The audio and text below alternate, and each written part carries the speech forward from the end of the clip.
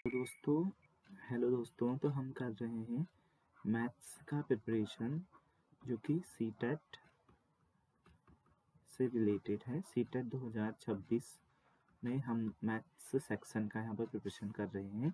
तो इसमें देखिए जो मैथ्स में है वो नंबर सिस्टम ये हमने पहले कर दिया है। Knowing number, playing with numbers, ठीक है। होल नंबर, इंटीजर और फ्रैक्शन, इन सब की वीडियोज़ आपको प्लेलिस्ट में मिल जाएगी, ठीक है। कल हमने अलजेब्रा वाली वीडियो भी कर दी है और रेशियो और प्रोपोर्शन, ठीक है। तो जो नेक्स्ट हमारा टॉपिक है वो है बेसिक ज्योमेट्रिकल आइडियाज़ 2D और 3D। ये अभी मैंने नहीं कराए हैं क्योंकि इसमें ज़्यादा बताने वाला कुछ है नहीं, क्योंकि इसमें 2D में जो भी 2D शेप्स हैं, सर्कल है, स्क्वायर है, रेक्टेंगल है और ट्रायंगल, उनसे ही रिलेटेड उनके एरिया वगैरह पूछता है। और 3D में हमारा वॉल्यूम वगैरह, ठीक है। तो अगर टाइम बचा तो मैं ये करवा दूंगा, लेकिन अगर नहीं मिलता है तो आप लोग इसको खुद से प्रिपेयर कर लीजिएगा क्योंकि इतना बहुत इसमें टफ नहीं आता है। तो जो नेक्स्ट टॉपिक है वो है सिमेट्री। सिमेट्री भी मैंने आपको करवा दी है, उसकी भी वीडियो आप देख सकते हो। और जो है एक ये है कंस्ट्रक्शन, तो इसमें क्वेश्चन नहीं आता है। कंस्ट्रक्शन जैसे आपने 6, 7, 8 में एंगल का या फिर इस प्रकार का कंस्ट्रक्शन है तो वो तो ऑब्जेक्टिव पेपर है, तो कंस्ट्रक्शन से तो नहीं आएगा क्वेश्चन, बट इससे रिलेटेड अगर कोई सिंपल क्वेश्चन आपका आ सकता है, ठीक है। तो जो अब टॉपिक बच गए वो है मेंसुरेशन और डाटा हैंडलिंग। मेंसुरेशन ज़्यादातर 2D और 3D से ही कवर होता है। अगर इसके बाद अगर टाइम मिलता है तो मैं मेंसुरेशन और 2D 3D पे एक वीडियो बनाने की कोशिश करूँगा, ठीक है। फिलहाल आज बात करते हैं हमारे आज के टॉपिक की, और वो है हमारा डेटा हैंडलिंग। होता है डेटा हैंडलिंग, जैसे कि इसके नाम से ही आप इसके बारे में बता सकते हैं। डेटा हैंडलिंग का अर्थ होता है कि हमें क्वेश्चन में कुछ गिवन डेटा होता है, ठीक है। कुछ यहाँ पर हमें डेटा दिया गया होगा और उसको हमें हैंडल करना है, मतलब उसके उपयोग से या उसके सहायता से हमें अपना आंसर या उत्तर निकालना होता है, ठीक है। तो इसी प्रोसेस को बोलते हैं हम डेटा हैंडलिंग, ठीक है। डेटा रॉ फॉर्म में दी होगी या फिर अलग अलग फॉर्म में दी जा सकती है हमें, ठीक है।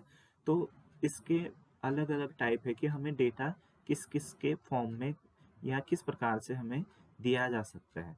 तो एक प्रकार का डेटा आप यहाँ पर देख रहे हैं स्क्रीन में, वो है टेबल के टाइप में, ठीक है। तो जो फर्स्ट टाइप है हम इसको बोल सकते हैं कि टेबल ग्राफ भी बोल सकते हैं, ठीक है, या फिर टेबल, सिंपली टेबल भी बोल सकते हैं। इसमें क्या होगा कि हमें इंफॉर्मेशन गिवन होगी, जैसे यहाँ पर दिया है एक एग्जाम्पल यहाँ पर दिया गया है। इसमें देखिए नेम ऑफ बॉलर्स और ओवर्स और मिड ओवर्स इसमें दे रखा है, रन कितने हैं और विकेट कितने हैं। तो ये एक क्रिकेट टीम का डेटा है, ठीक है। तो इसमें दे रखा है जैसे ए ने कितने ओवर खेले, मिड ओवर कितना था, उसके कितने रन्स बनाए, 40, विकेट कितने लिए, 3। तो इस प्रकार से अगर हमें इंफॉर्मेशन गिवन है तो हम इसको टेबल कहते हैं, ठीक है। तो इसमें से क्या करेगा एग्जाम में कि क्वेश्चन पूछेगा कि बी ने कितने रन बनाए, तो हमें कुछ नहीं करना है, यहाँ टेबल में चेक करना है। तो यहाँ 30 है तो हम आंसर ABCD में जहाँ पर 30 होगा उसको टिक कर देंगे, वही हमारा राइट आंसर रहेगा।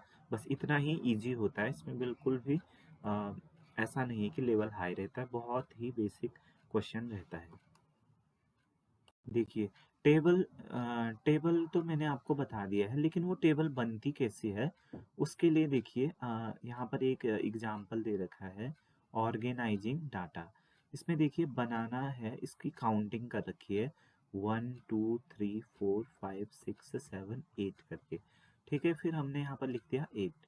इसी प्रकार से जो हमारे अलग अलग ऑब्जेक्ट है उनकी यहाँ पर काउंटिंग करके उनको उसका डिटेल यहाँ पर दे रखा है डेटा, ठीक है। तो इस प्रकार से काउंटिंग कर सकते हैं।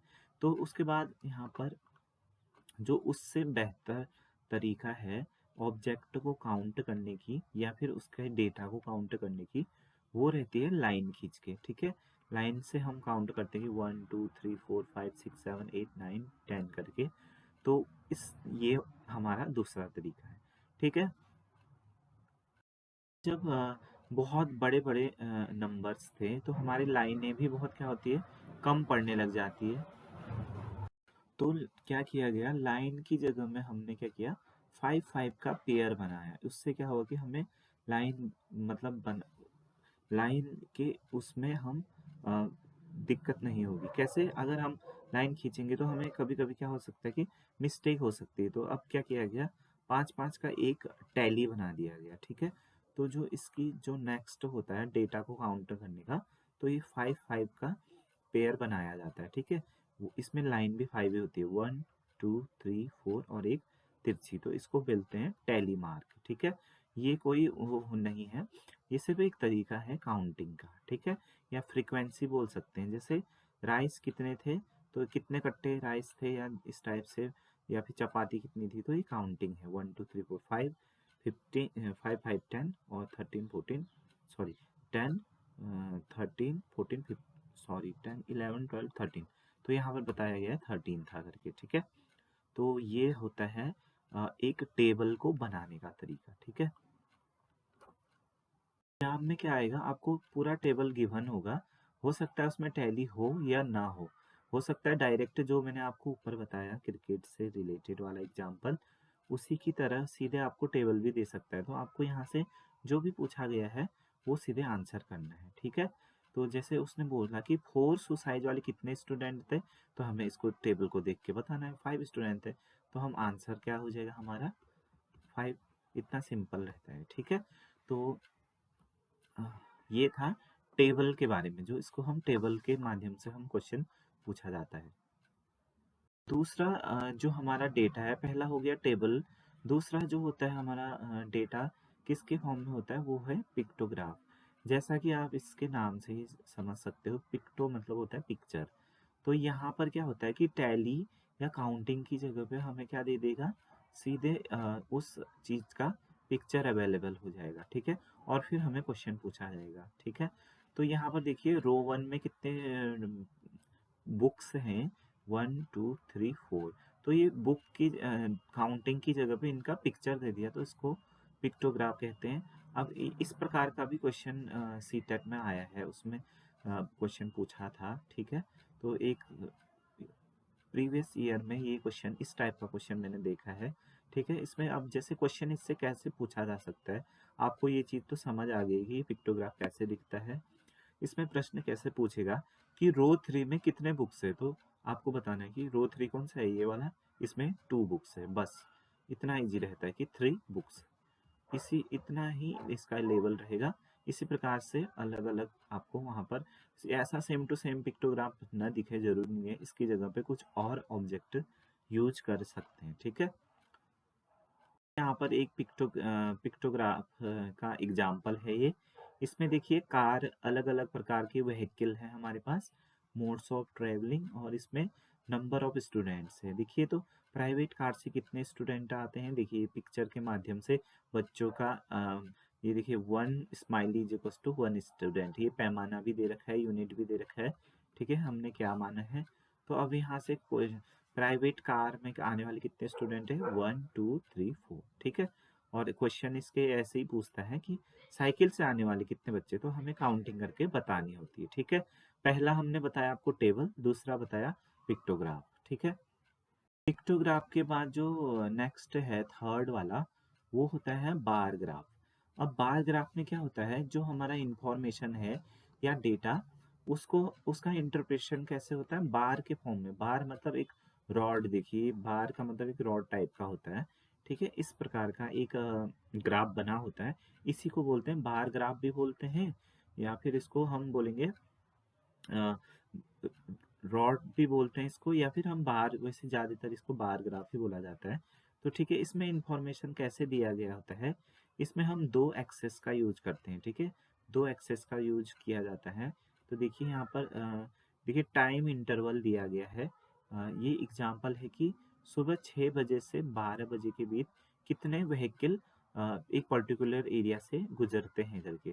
तो 6 से 7 बजे के बीच में कितने हैं, देखो पैमाना है 100, 200, 300 इधर, और ये 6 से 7 बजे, 7 से 8 बजे, 8 से 9 बजे, 9 से 10।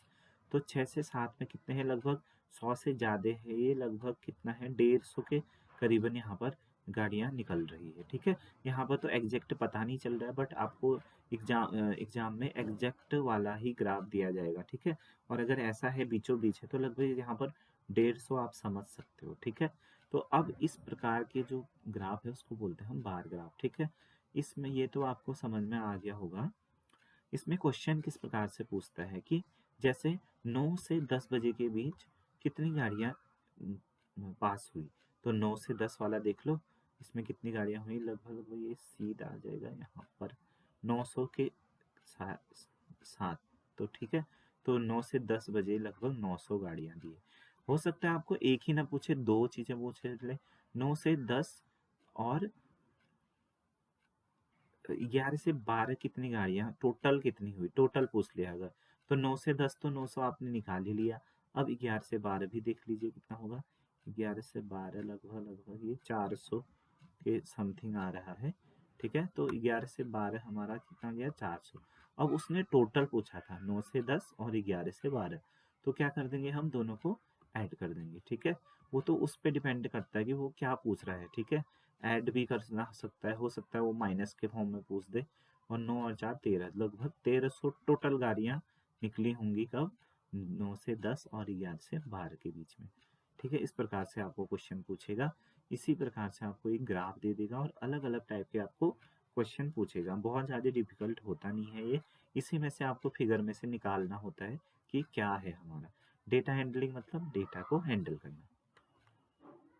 और एग्जाम्पल दे रखा है इसमें, यहाँ पर सन दे रखे हैं। ठीक है, ये 1951, 1961, और यहाँ पॉपुलेशन दे रखा है। तो इसका देखिए एक यूनिट में 10 करोड़ है। ठीक है, तो ये वाला है एक, तो 10 एक यूनिट में 10 करोड़ है, 10 करोड़, 20 करोड़, 30 करोड़, 40 करोड़। ठीक है, करोड़ में है। तो देखिए 1951 में कितने हैं, 36 करोड़। तो इसी से आपको पूछेगा। अब क्वेश्चन सीधा भी पूछ सकता है कि 1991 में कितने करोड़ थे, तो आप बोलोगे 84 CR। लेकिन कभी कभी क्या होता है कि दो को जोड़ के बोलता है, कभी घटा के बोलता है।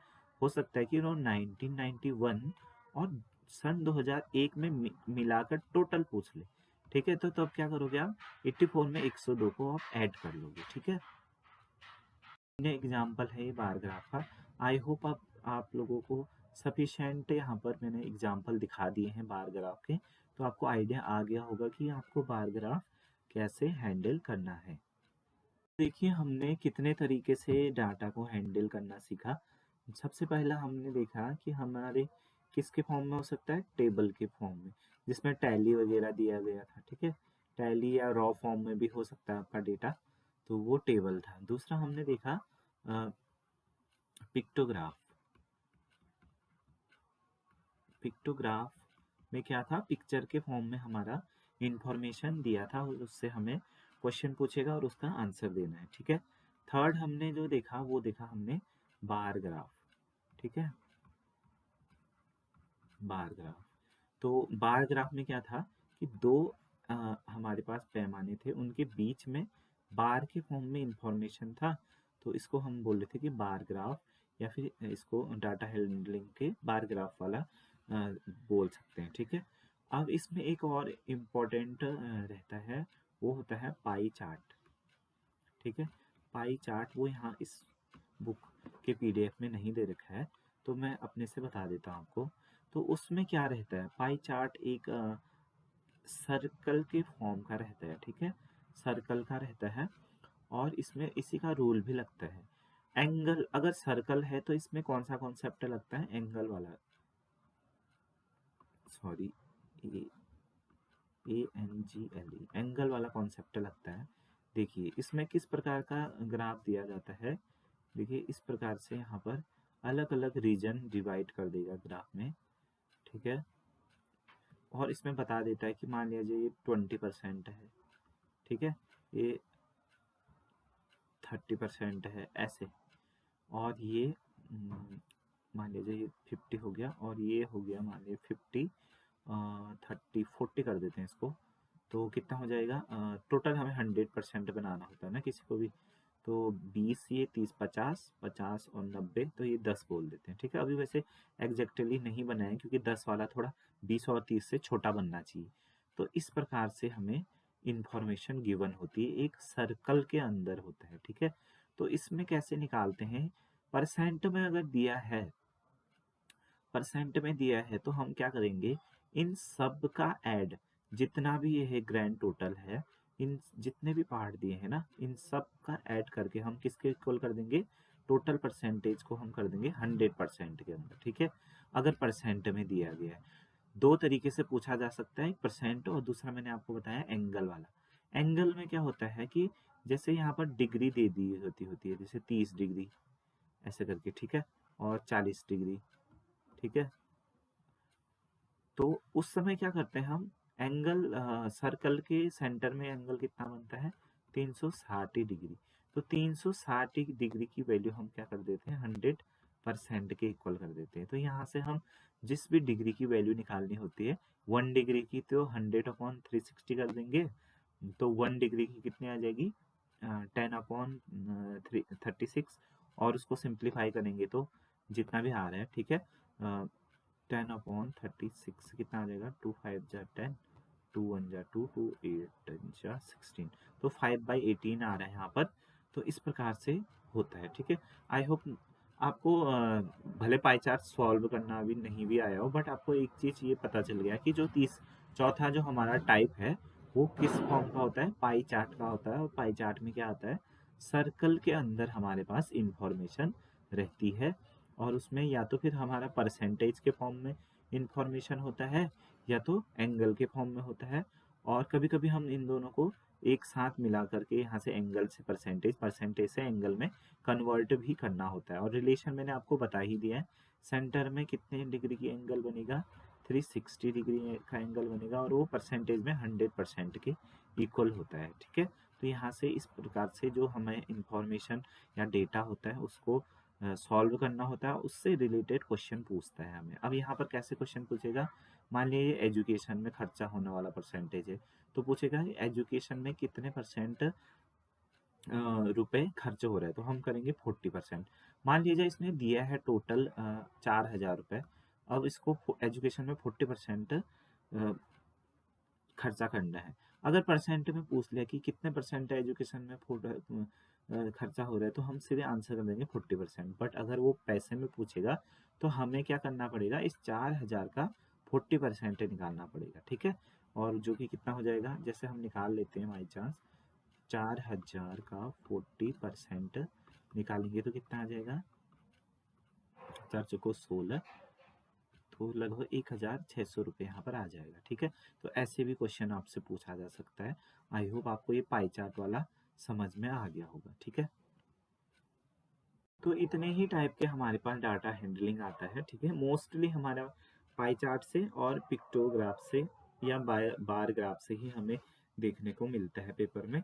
तो इन्हीं 4 टाइप्स में आपको एक क्वेश्चन जरूर देखेगा, 100% आपको यहाँ से क्वेश्चन देखने को मिलेगा सी टेट में।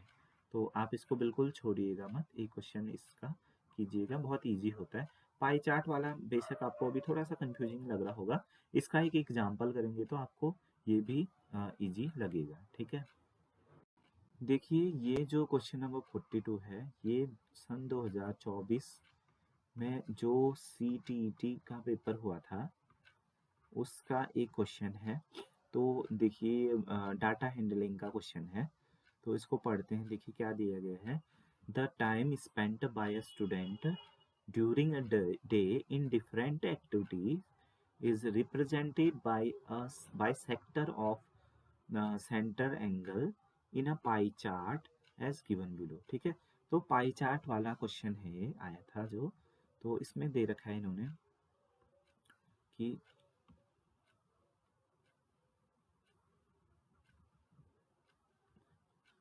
ठीक है, एक पाई चार्ट है, उसमें क्या क्या दे रखा है, देखो हिंदी में पढ़ देता हूँ। किसी दिन एक विद्यार्थी द्वारा विभिन्न क्रियाकलापों में व्यतीत किए गए समय को एक पाई चार्ट में नीचे दिए गए केंद्रीय कोण के त्रिज्य खंडों द्वारा निरूपित किया गया है। ठीक है, तो यहाँ पर दे रखा है कि स्कूल में 90 डिग्री यूज है, इसका इस्तेमाल किया होगा, ठीक है।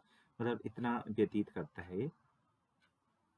अब जैसे इसको हम देखेंगे तो स्कूल में देखिए 90 डिग्री व्यतीत कर रहा है समय, होमवर्क में 60 डिग्री, खेलने में 60 डिग्री, सोने में 120 डिग्री और अदर्स में 60 डिग्री।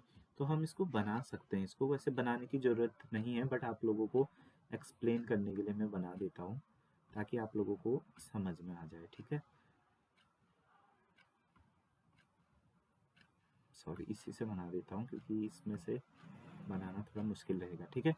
तो स्कूल में वो 90 डिग्री रह रहा है, तो 90 डिग्री लगभग कैसी लाइन होती है, बिल्कुल परपेंडिकुलर लाइन होनी चाहिए। ये स्कूल वाला है, ठीक है। ये 90 डिग्री स्कूल में रहता है। फिर होमवर्क में 60 डिग्री, तो लगभग 45 से थोड़ा ज़्यादा वाला बनाना पड़ेगा। ये बनाने की ज़रूरत नहीं है आपको इस पेपर में, ये खाली आप लोगों को एक्सप्लेन करने के लिए बता रहा हूँ मैं। 90 60, उसके बाद है 120, तो लगभग 120 इतना होगा, 120, ठीक है। तो 120 डिग्री, उसके बाद है 90 60 और 60, एक और 60 है, ये वाला भी मान लीजिए उतना एग्जैक्ट नहीं बन रहा है, 60 डिग्री, उसके बाद है 120 हो गया, और ये वाला हो गया मान लीजिए 30 डिग्री, ठीक है। तो अब इसने पूछा क्या है क्वेश्चन, यहाँ पर क्वेश्चन पूछा है नींद और स्कूल के क्रियाकलापों में विद्यार्थी द्वारा व्यतीत किए गए समय का अंतर क्या है। तो इंग्लिश में भी पढ़ देते हैं, आपको हिंदी में समझ में आ गया होगा। नींद में जितना है समय लग रहा है जितना, और स्कूल में, इन दोनों का अंतर निकालना है हमें, ठीक है, कितना अंतर है वो करके। और इंग्लिश में पढ़े इसको, तो what is the difference between the time spend by the student in the activities sleep and school, ठीक है। स्लीप और स्कूल में जितना वो टाइम स्पेंड कर रहा है उसका डिफरेंस क्या है। तो हम सीधे देखते हैं, देखिए स्लीप में कितना टाइम ले रहा है वो, तो स्लीप वाला है ये नींद 120 डिग्री, ठीक है। तो स्लीप में कितना टाइम ले रहा है, तो ये रहा स्लीप, स्लीप में वो ले रहा है टोटल 120 डिग्री, ठीक है। और उसके बाद है स्कूल, स्कूल में ले रहा है वो टाइम 90 डिग्री, तो SCHO है, स्कूल में कितना टाइम स्पेंड कर रहा है 90 डिग्री। तो हमें इन दोनों का डिफरेंस निकाल पूछा है, तो डिफरेंस कर देंगे तो 0 में से 0 माइनस 0, 9 में से 12 करेंगे तो 30 डिग्री क्या आ रहा है हमारा इन दोनों का डिफरेंस। लेकिन जो ऑप्शन है हमारे पास वो हमें घंटे में पूछ रहा है, ठीक है। मतलब टाइम डिग्री में नहीं देना है हमें आंसर, घंटे में देना है, ठीक है। तो उसको हम कैसे निकालेंगे, तो यहाँ पर देखिए मैंने पहले ही किया है, ये जो पूरा एक सर्कल है ना, ये पूरे दिन का है, ठीक है। इतने डिग्री खेलने में करता है इतना, तो ये पूरा दिन की एक्टिविटी है, तो मतलब 360 डिग्री की वैल्यू हमारी कितनी होगी, 24 घंटा होगा, ठीक है। 24 आवर यहाँ पर भी बना रखा है मैंने, 24 आवर का वैल्यू है हमारा 360 डिग्री, ठीक है। कैसे है, क्योंकि देखिए ये 90 डिग्री एक दिन का, 90 डिग्री स्कूल में, फिर इतना 60 डिग्री गृह कार्य में, ऐसे करते करते ये पूरा एक दिन के एक्टिविटीज है, तो टोटल टाइम यहाँ पर कितना हो रहा होगा, 24 आवर्स, 24 घंटे होते हैं एक दिन में। और डिग्री में ही टोटल कितनी वैल्यू है, सेंटर में बना एंगल 360 होता है, तो 360 डिग्री की वैल्यू 24 घंटे है, तो यहाँ से 1 डिग्री की वैल्यू क्या होगा, 24/360। तो यहाँ पर से लगभग लगभग कितना हो जाएगा, 24/360 को अगर हम और सिंप्लीफाई करेंगे तो कितना हो जाएगा, 12 दूने 24, 12 3 36, ठीक है। तो 2/30, या इसको और सिंप्लीफाई करेंगे तो 2 एकम 2, 2 एकम 2, 2 पंचे 10, 1/15 घंटा आ जाएगा, ठीक है। 1 डिग्री की वैल्यू कितनी आ गई हमारी, 1/15, तो 30, देखिए 1 डिग्री की वैल्यू यहाँ पर से आ गई ना, 1 डिग्री की वैल्यू आ गई हमारी 1/15 आवर। तो यहाँ से हमारा आंसर आ रहा था इन दोनों का अंतर 30 डिग्री, तो एक की पता चल गई, तो 30 की निकालने के लिए इंटू 30 कर देंगे, तो क्या आ जाएगा हमारा 15 एकम 15, 15 दूने 30, तो 2 घंटे यहाँ पर हमारा आंसर आ जाएगा। ठीक है, आई होप आपको ये समझ में आ गया होगा।